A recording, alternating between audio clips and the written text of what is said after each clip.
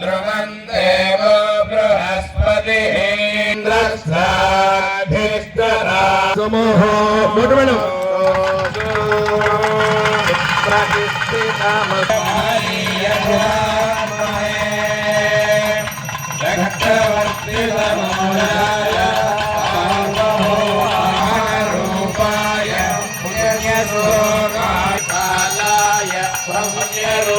క్షేత్రం అయోధ్య, రెండు కృష్ణజలమైనటువంటి వారణాసి.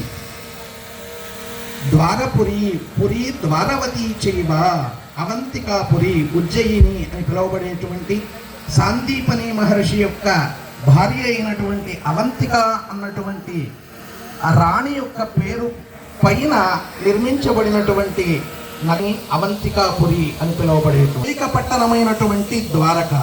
ఈ ఏడింటిని భారత భూమిలో జన్మించినటువంటి మోక్షగామి అయినటువంటి ప్రతి ఒక్కరూ దర్శించవలసినటువంటి క్షేత్రములుగా చెప్పబడుతూ ఉన్నాయి.